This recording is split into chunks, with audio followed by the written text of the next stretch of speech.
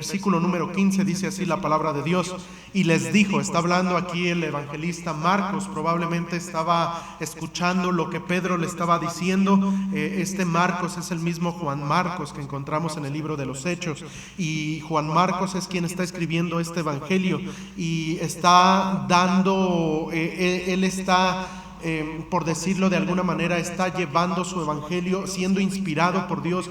Este evangelio estaba siendo dado a los romanos. Tenemos en la palabra de Dios que el evangelio de Mateo es dirigido a los judíos, el evangelio de Marcos es dirigido a los romanos, el evangelio de Lucas es dirigido a los griegos, y el evangelio de Juan es dirigido para todo el mundo, para todas las personas, para todos los gentiles, para todo el mundo. Dice así: les dijo: id por todo el mundo y predicar el evangelio a toda criatura. Hasta ahí la lectura. Vamos a orar. Señor, queremos darte gracias por lo bueno que eres. Y Padre, ahora te ruego, Señor, bendigas la exposición de ella. Te ruego, nos ayudes, Señor, a poder entender, pero sobre todo te ruego, Señor, que me unjas con tu Santo Espíritu para poder predicar tu palabra, Señor. Que yo no sea, Señor, el que esté enfrente, Señor, el que hable, solamente es un instrumento, Señor, en tus manos. Te ruego, Señor, que bendigas, nos ayudes, Señor, a aprender, a ver la necesidad de cuánta gente hay, Señor, alrededor nuestro, aún familiares nuestros, Señor, que no te conocen, Señor, y que están perdidos en el mundo porque no han encontrado al Salvador de sus almas, quien es Cristo, el único camino, quien es la verdad, quien es la vida, quien es la puerta de las ovejas, quien es el Rey de Reyes y el Señor de Señores. Señor, en tu nombre y por ti, Señor, es que nos hemos reunido. Ahora te ruego, Señor, no permitas que yo sea un estorbo a tu palabra, y que bendigas ahora la exposición de ella. También da a mis hermanos, Señor, la presteza para poner atención, Señor, para poder estar atentos, y a pesar de las distracciones, los mosquitos, el calor, el frío, lo que sea que haya, Señor, ellos puedan poner atención no a la voz de un hombre, Señor, sino a tu bendita palabra. Pues te lo rogamos todo en el nombre de Cristo Jesús. Amén. Amén. Pueden tomar su lugar. Muchísimas gracias.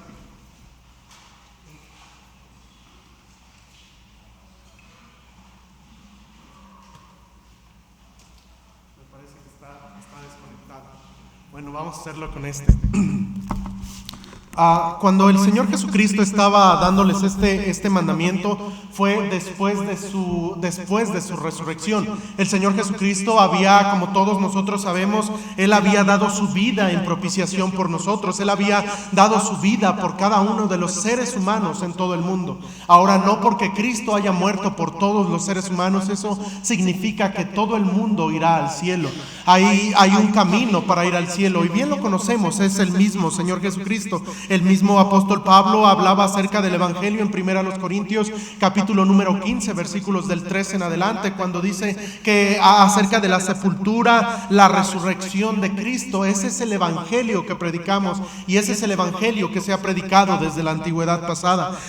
Cabe mencionar que en los tiempos bíblicos el Señor Jesucristo, encontramos su ascensión en Hechos capítulo número 1. Acompáñenme, por favor, quiero mostrárselo. Todo esto es importante para nuestro estudio el día de hoy. Solamente quiero dar una introducción a todo esto. Encontramos aquí en Hechos capítulo número 1 la ascensión de Cristo, y dice en el versículo número 6: entonces los que se habían reunido le preguntaron diciendo: Señor, ¿restaurarás el reino a Israel en este tiempo? Y les dijo: no os toca a vosotros, estas son palabras de Cristo, no os toca a vosotros saber los tiempos o las sazones que el Padre puso en una sola potestad, pero recibiréis poder cuando haya venido sobre vosotros el Espíritu Santo, y me seréis testigos en Jerusalén, en toda Judea, en Samaria y hasta lo último de la tierra.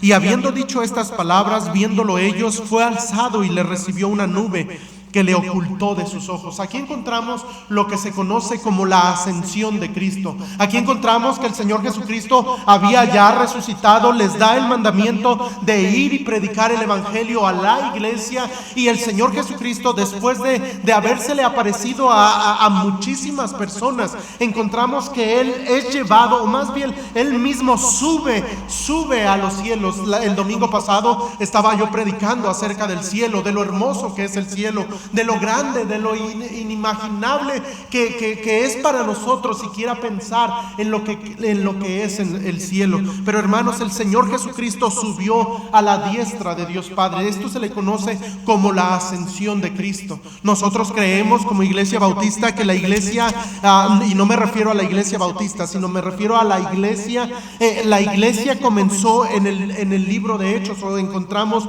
su aparición o la iglesia en el día de Pentecostés.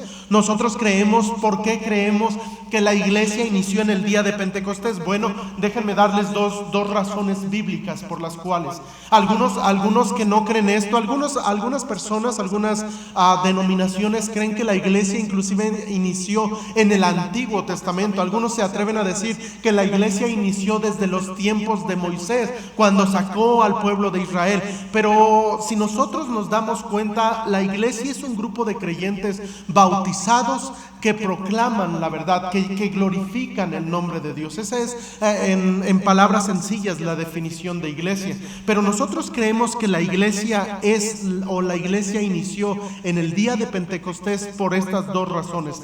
Bueno, hay más razones, pero yo les voy a dar solamente dos razones contundentes. Número uno, Cristo es la cabeza de la iglesia. Y cuando Cristo tomó su lugar allá en el cielo, Él tomó su lugar como cabeza de la iglesia. Obviamente nosotros somos el cuerpo de Cristo. Él es la cabeza de la iglesia. Él es su servidor no es la cabeza de la iglesia. Yo no soy el que rige la iglesia como pastor. El que es la cabeza de la iglesia es y siempre seguirá siendo el Señor Jesucristo. Él es la cabeza de la iglesia y nosotros como cristianos somos parte del cuerpo de Cristo. Yo les hablaba el domingo pasado acerca de la importancia de asistir a la iglesia. ¿Por qué? Porque cada uno de nosotros formamos parte de un cuerpo y ese cuerpo es la iglesia de Dios, el cuerpo de Cristo. Y el cuerpo de Cristo, obviamente, ¿qué pasaría si una persona no tuviera una mano? ¿Qué pasaría si una persona no tuviera alguno de sus miembros? Obviamente no podría desempeñar todas las funciones como debería de desempeñarlas. La iglesia local, queridos hermanos, la iglesia Bautista de Gracia, es decir, nosotros, cada uno de nosotros tomamos un papel muy importante en el cuerpo de Cristo. Si usted es salvo, usted es parte del cuerpo de Cristo. Así es de que en primer lugar la iglesia se inició en el día de Pentecostés. ¿Por qué? Porque Cristo, después de su ascensión, Él subió y tomó su lugar allá en el cielo. ¿Lugar de qué? De cabeza de la iglesia. Él es la cabeza de la iglesia. Otro punto muy importante también para esta doctrina: nosotros creemos que Cristo el día de Pentecostés se inició la iglesia por lo siguiente, porque en ese día, en el día de Pentecostés, según la palabra de Dios en Hechos capítulo número 2, encontramos que en ese día vino el Espíritu Santo como lenguas repartidas, como lenguas de fuego ante los que estaban congregados. Y el Espíritu Santo, queridos hermanos, es esencial para la iglesia. ¿Por qué? Porque nosotros como creyentes, dice la palabra de Dios en Efesios 1:13, nosotros habiendo oído el evangelio de verdad, habiendo creído en él, fuimos sellados con el Espíritu Santo de la promesa. Eso, queridos hermanos, al usted creer en Cristo, al usted arrepentirse de sus pecados, al usted ser salvo de sus pecados, al usted aceptar la salvación que Cristo le dio, el Espíritu Santo vino a ser un morador permanente. Eso no era en el Antiguo Testamento. En el Antiguo Testamento el Espíritu Santo venía sobre una persona y después se iba, regresaba.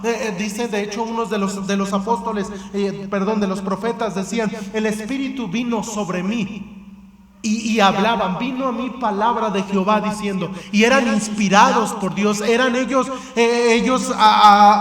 venía el Espíritu Santo sobre ellos y ellos hablaban siendo inspirados por el Espíritu Santo en algunos de los casos. Pero debemos nosotros saber, queridos hermanos, que es importante que la iglesia inició en el día de Pentecostés. Algunos que se atreven a decir que la iglesia no inició en el día de Pentecostés, la mayoría, algunos dicen que la iglesia inició allá en Hechos, capítulo número 16, cuando habla acerca de, le dice a Pedro, el mismo Señor Jesucristo le dice acerca de las llaves y todo lo que conocen, y dice: sobre esta roca edificaré mi iglesia. Y utilizan, de hecho, es la primera vez que se menciona la palabra iglesia en la Biblia. Después en Mateo capítulo número 18 dice: si tu hermano pecare contra ti, ve y dilo a la iglesia. Lo que se refiere a esa palabra, y es la misma palabra de eclesía en su connotación, en su interpretación, o en el término original, es una palabra que se podría decir eclesía. Esta palabra significa no tan solamente iglesia, sino que significa una asamblea, significa una congregación, significa inclusive una sinagoga judía o una comunidad cristiana. El Señor Jesucristo, cuando estaba dando estos ejemplos acerca de que diciéndole a Pedro que sobre esa roca, y no se refiere tampoco a lo que dicen los católicos, que sobre Pedro, la persona de Pedro, iba a edificar la iglesia. Él se estaba refiriendo a la verdad que estaba diciendo Pedro. Estaba platicando apenas ya tiene algunos meses, con una persona católica, una persona muy, muy estudiosa, pero no estudiosa de la Biblia, tristemente, sino estudiosa de las enseñanzas católicas. Y estaba yo platicando con él y me decía: no, es que este pasaje no se debe interpretar de esa manera, y estábamos. Y le digo: entonces, ¿cómo se debe interpretar? Y llegamos al capítulo número 16 de Mateo. Y me dijo: no, porque mira, Jesús aquí estableció la iglesia. Y dice la palabra de Dios, y de hecho acompáñenme, porque esto les va a ayudar cuando ustedes platiquen con algún católico, que no tanto para discutir, sino para poder enseñarle de una buena manera. Dice la palabra de Dios en Mateo capítulo número 16, versículo número 10, del 16 en adelante. Del 13, para entender el contexto. Viniendo Jesús a la región de Cesarea de Filipo, preguntó a sus discípulos diciendo: ¿de quién dicen los hombres que es el Hijo del Hombre? Ellos le dijeron: unos Juan el Bautista, otros Elías, otros Jeremías, y alguno de los profetas. Él les dijo: ¿y vosotros quién decís que soy yo? Respondiendo Simón Pedro dijo: tú eres el Cristo, el Hijo del Dios viviente. Aquí estaba, cuando un judío escuchaba que Jesús decía: yo soy el Hijo de Dios, los judíos identificaban eso como que Jesús estaba haciendo igual a Dios. Pedro lo que estaba diciéndole en estos momentos a Jesús le estaba diciendo: tú eres Dios, tú eres el Hijo de Dios, tú eres el que nos puede salvar, tú eres el Cristo. Le estaba dando esa declaración. Versículo 17, entonces le respondió Jesús: bienaventurado eres, Simón, hijo de Jonás, porque no te lo reveló carne ni sangre, sino mi Padre que está en los cielos.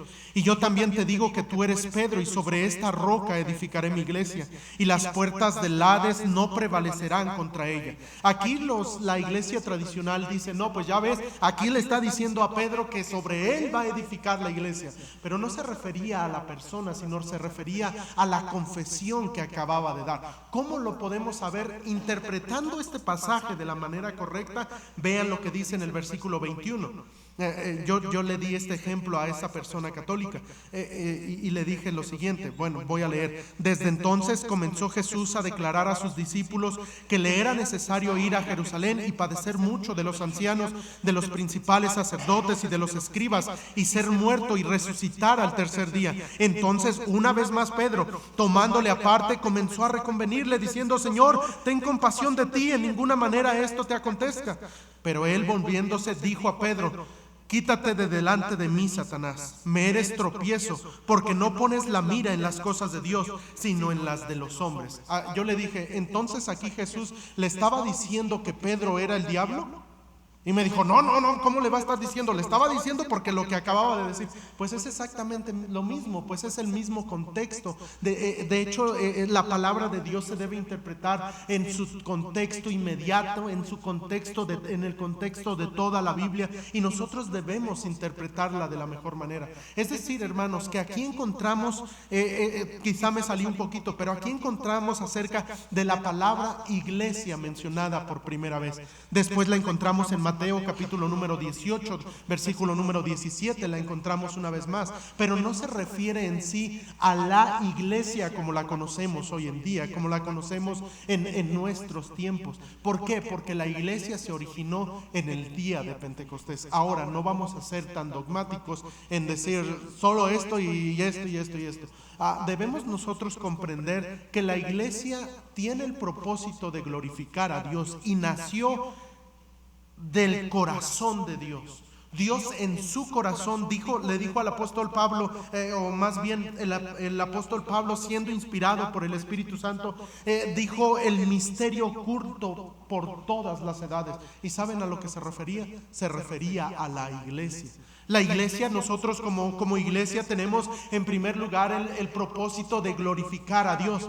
Por eso es importante que todas nuestras reuniones, todo lo que hagamos, tuvimos un torneo de fútbol no hace mucho tiempo, pero si ustedes se dieron cuenta, o los que fueron al torneo de fútbol, nos reuníamos y oramos por ese evento. Cuando estábamos en el evento, oramos por los alimentos, orábamos cada que había un juego, orábamos. ¿Por qué? Porque nuestro propósito como iglesia no era tanto recabar fondos para un terreno, sino en primer lugar el propósito de la iglesia es glorificar a Dios. Debemos glorificar a Dios. Si usted se va a reunir en el día de oración, los días lunes, el propósito por el cual nos reunimos, el propósito por el cual se hacen edificios, el propósito por el cual se hacen rutas, el propósito por el cual se tiene un piano, el propósito por el cual se tienen las bancas, el propósito por el cual se tiene un pastor, es para glorificar el nombre de Dios. Ese es el objetivo de la iglesia. Nosotros como Iglesia Bautista de Gracia, nuestro objetivo en primer lugar en cuanto a nuestra adoración, ¿por qué no metemos una batería nosotros? ¿Por qué no metemos un instrumento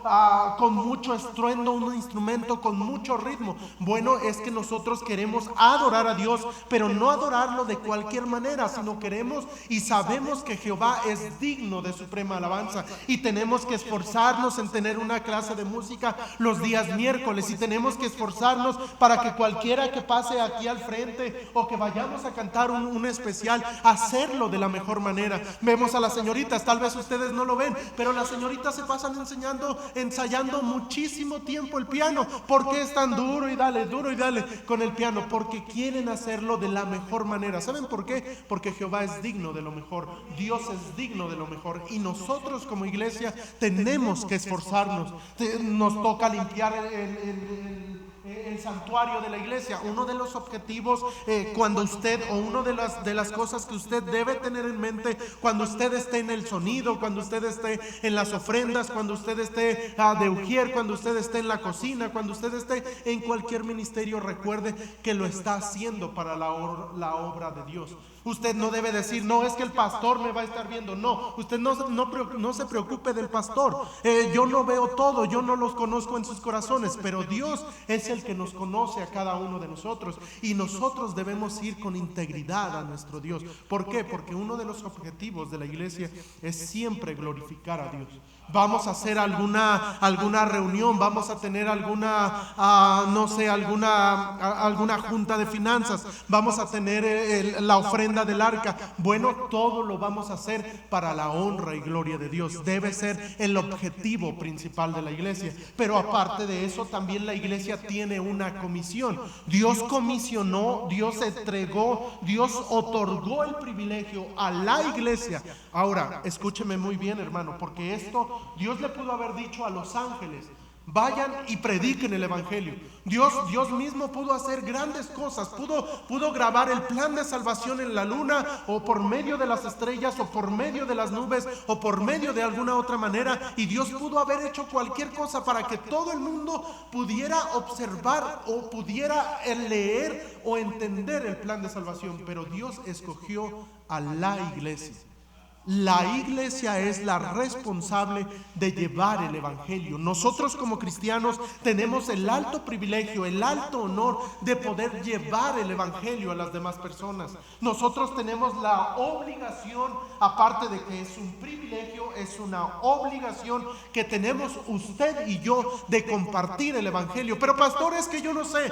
Bueno, le tengo una buena noticia. Aquí vamos a estar aprendiendo la próxima semana. Por eso no falte la próxima semana, porque les voy a estar enseñando cómo compartir el plan de salvación. Esto no es algo, no es una tarea difícil, no es una tarea que sea solamente para el diácono Alfredo, para el pastor Hugo Mendoza, para las muchachas que tocan el piano. No, porque esto lo encontramos en Mateo 28, en Marcos 16, lo encontramos en Hechos capítulo número 1 y lo encontramos en todo el contexto del Nuevo Testamento, que la iglesia tiene que predicar el evangelio. ¿Qué pasa cuando una iglesia no predica el evangelio? Bueno, déjeme decirle y darle un ejemplo. La iglesia de Jerusalén era una iglesia grande, una iglesia que auspiciaba aproximadamente 20,000 personas. Era un gentío, la primera iglesia, y no me refiero a la primera iglesia bautista, me refiero a la primera iglesia.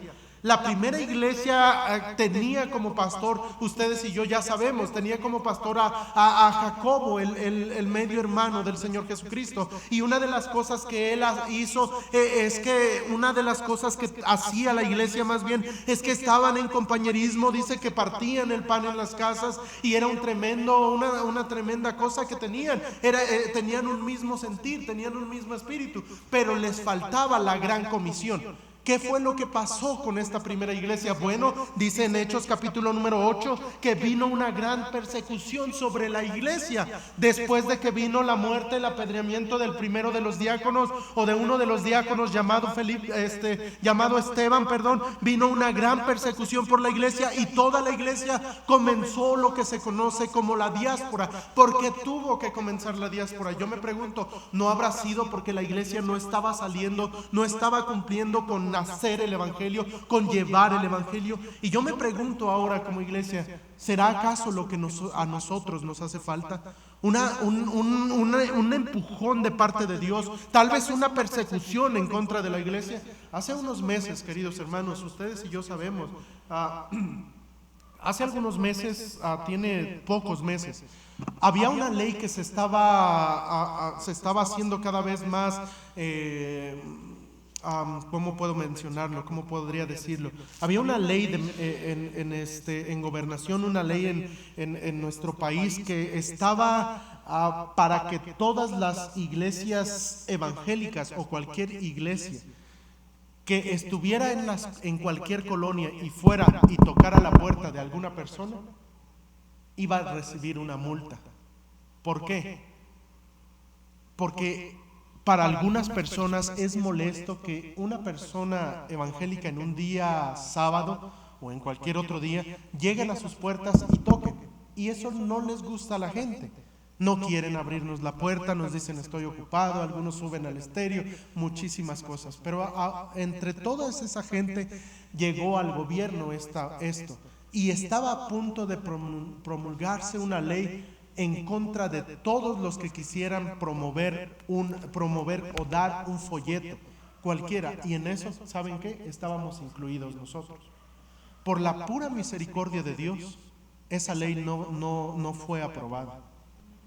Pero yo me pregunto, ¿no será lo que la iglesia necesite? Porque es increíble que cuando vemos que venía una persecución, cuando venía algo fuerte con la iglesia decía, ahora sí vamos a hacer, ya que está difícil, ya querían hacerlo. Y hermanos, nosotros tenemos la libertad.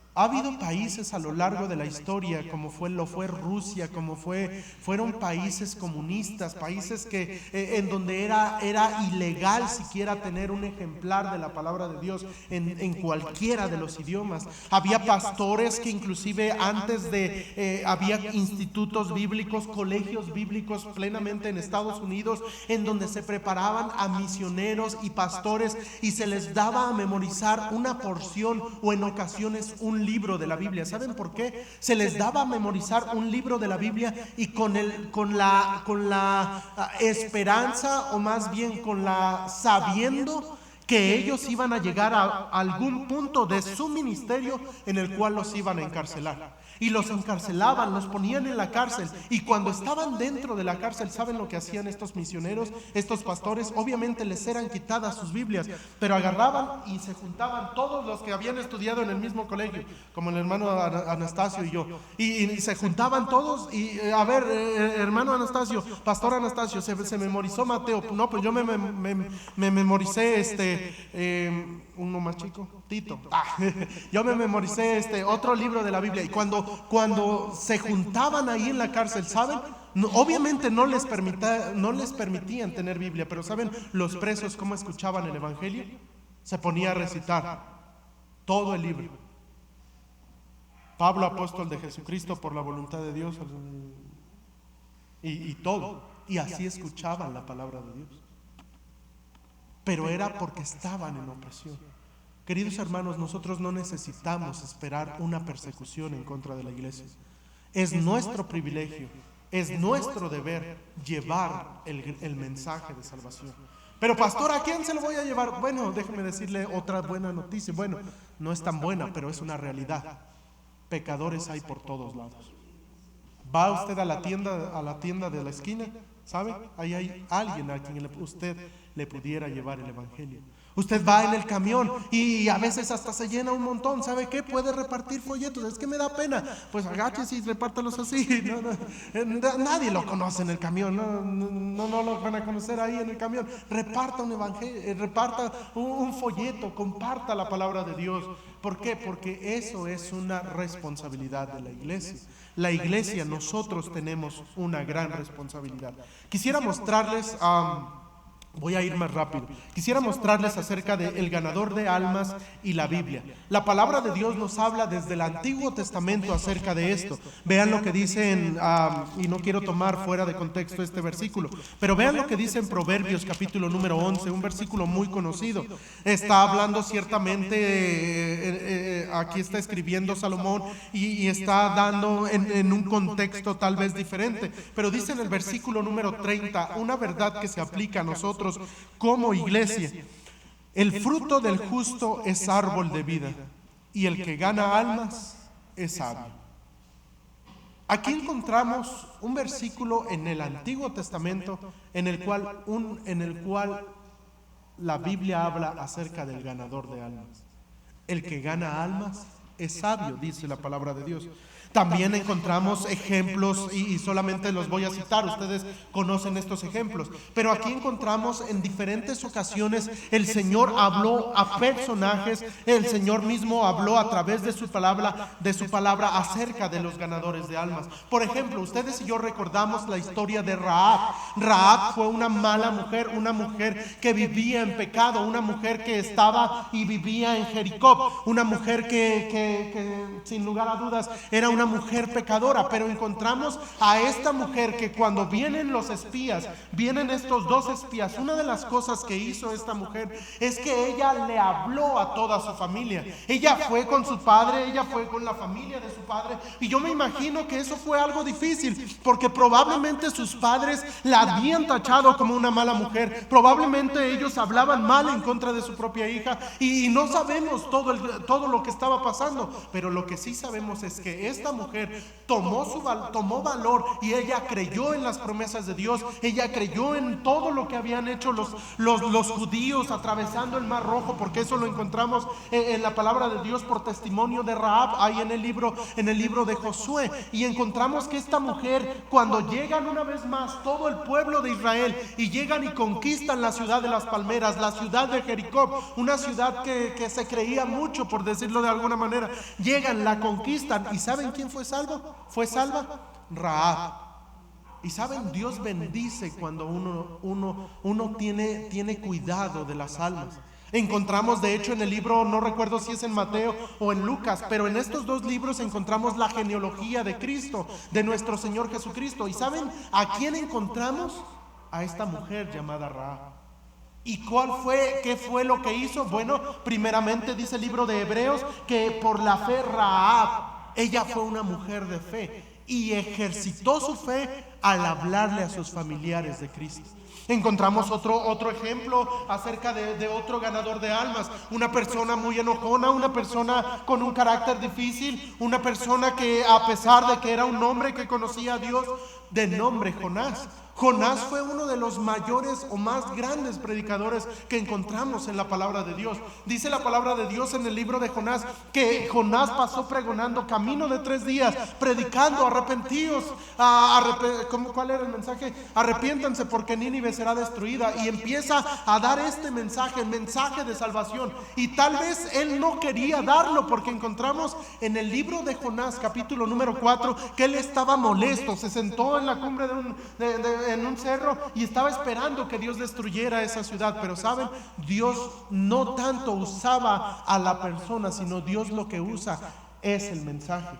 Tal vez usted dice: no, es que yo no sé dar el plan de salvación, no, es que, y se pone usted: no, es que yo no puedo, y es que yo no puedo, y es que yo no, y yo no. ¿Sabe qué? Dios lo que utiliza para salvar a una persona, dice en Romanos 1:16, porque no me avergüenzo del evangelio, porque el evangelio es poder de Dios, el dunamis de Dios, la dinamita de Dios, para poder hacer en el corazón duro de cualquier persona inconversa, poder llegar y penetrar hasta lo más profundo y poder llegar y hacerle saber a esa persona que necesita un Salvador, que necesita a Cristo. ¿Sabe por qué?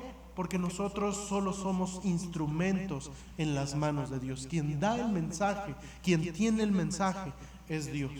Por eso, queridos hermanos, no importa cómo seamos nosotros, no importa nuestro estatus económico, no importa que yo no sepa leer. Esta semana fuimos el hermano a Rafael y yo estuvimos visitando al hermano Abel, el ancianito ya de 87 años, 87, 80 y algo años, que se sienta aquí en la banca los domingos. Su esposa tiene 90 años, ya una ancianita. Y saben, el hermano, uno de los propósitos por los cuales fuimos a visitarlos, porque el hermano escuchó la predicación de hace 15 días acerca del infierno, y él me dijo: pastor, regáleme unas hojas para que yo pueda repartir. Y yo me quedé asombrado. Y después lo vimos el hermano Rafael y yo, y nos quedamos asombrados. Llegaba él en su bicicleta con pollitos, y andaba vendiendo. Pasa luego enfrente de la dulcería de mi papá, y en muchos lugares anda repartiendo. Y saben, una de las cosas que él tiene, y vi ahí en su casa, es que él tiene un bonche de folletos, y ahora me pidió esas hojas. ¿Saben por qué? Porque él tiene el anhelo. Él me decía: pastor, pues es que la verdad yo soy usó estas palabras: yo soy analfabeta, yo no sé leer, yo no sé escribir, pastor. Y dijo: pero yo siempre agarro y les doy a las personas esto. ¿Saben por qué? Porque el evangelio es el poder de Dios. No importa que nosotros no sepamos, no importa que no seamos elocuentes, no importa que usted se ponga nervioso y toca la puerta y usted: que no me abran, por favor, que no me abran. Y está tocando y le da miedo, le da pavor hablarle a su familia. Pero ¿sabe qué? Usted no es el poder de Dios. El poder de Dios es la palabra de Dios. Así es de que, queridos hermanos, tenemos un mensaje que dar. Usted y yo tenemos personas, conocemos personas, tenemos familiares, tenemos conocidos que no conocen a Cristo. ¿Qué es lo que va a hacer usted? Yo le preguntaría. Algún día Dios enjugará toda lágrima, y no será alguna de esas lágrimas porque enfrente o recordemos aquel familiar al cual yo no le hablé. ¿Por qué no le hablé? Porque puse pretextos tras pretextos, tras pretextos, tras pretextos. Porque no me diga que es otra cosa. Pastor, es que el sábado es el único día que lavo. Pastor, es que el sábado es el único día que descanso y tengo una fiestecita aquí con ese.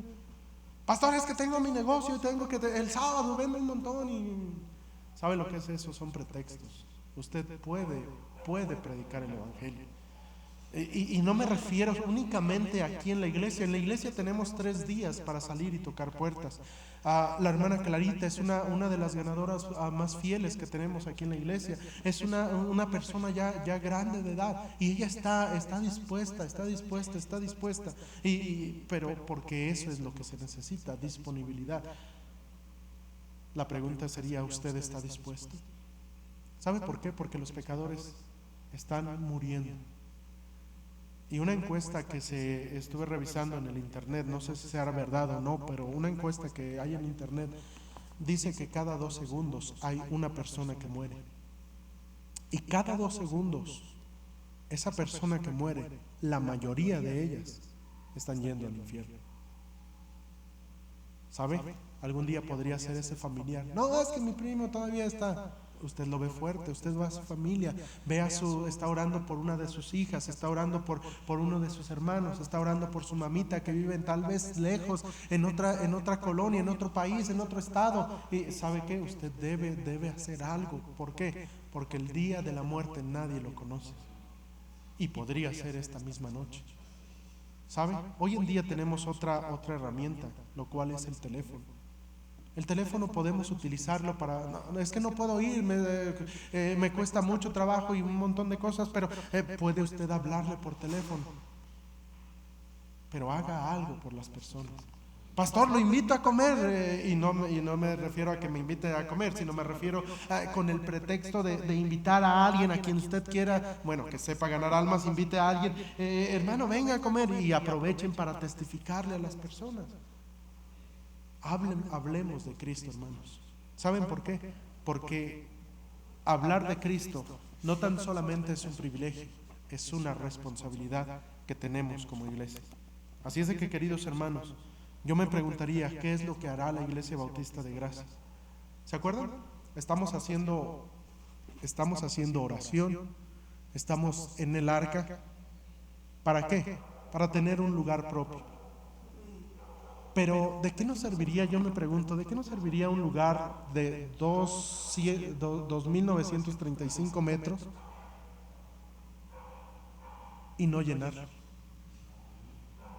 ¿De qué nos serviría tener una tremenda construcción y los mismos que estamos aquí, o menos?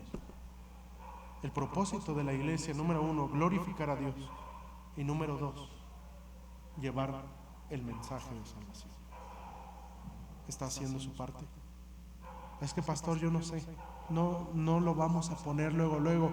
Ok, váyanse ustedes para allá, estamos en la colonia, usted va a tocar esta puerta. No, le voy a decir, véngase conmigo, véngase con un hermano que sabe, y entonces ahí va a ir usted aprendiendo, porque es la manera de aprender. ¿Cómo aprendió a andar en bicicleta? Se tuvo que caer, tuvo que haber un tropiezo, obviamente, sí. A veces yo recuerdo, ya les he comentado, la primera vez toqué puerta, me quebraron el folleto ahí en mi cara, me lo aventaron en la cara. Y uno termina con el corazón igual que el folleto, todo roto. Pero uno debe saber que no ganar almas no es por mi emoción, no es porque yo sea muy elocuente, sino más que nada es porque es un mandamiento de Dios. La Biblia añade: el que sabe hacer lo bueno y no lo hace, le es pecado. Señor, te damos muchas gracias por tu palabra en esta noche, Señor, y te ruego, Señor, que en esta enseñanza, Señor, que tú nos ayudes a cada uno de nosotros a poner atención, Señor, a lo que tú quieres hablarnos, Señor, a cada uno. Te ruego sobre todo, Señor, que nos ayudes a, como Iglesia Bautista de Gracia, poder estar firmes, Señor, poder llevar el Evangelio, Señor. Tenemos inclusive misioneros, cerca de más de 10 misioneros que estamos apoyando, y Padre, ayúdanos a poder apoyarlos para que ellos vayan a donde nosotros no podemos ir. Ayúdanos a poder empujarlos, a poder orar por ellos, para que ellos lleven el Evangelio a Colombia, a Brasil, inclusive al pueblo escogido de Dios, a Israel, donde tenemos misioneros. Te pido, Padre, que tú seas, Señor, que nos ayudes también a nosotros como iglesia. Señor, queremos un edificio, queremos instalaciones, pero ¿de qué serviría, Señor, si no somos una iglesia ganadora de almas? Tú nos has llamado a ganar almas, no tanto a edificar tantos edificios, tantas construcciones, pero Padre, ayúdanos a entenderlo de la mejor manera. Padre, te ruego, nos des la sabiduría y el amor por las almas, Señor, porque tu palabra añade que el que gana almas es sabio. Ayúdanos a ser sabios, Señor. Ayúdanos a pensar en las cosas eternas, y a cuando tengamos un familiar que aún no es salvo, a poder compartirle tu palabra. Pues te lo rogamos todo en el nombre de Cristo nuestro Salvador. Amén.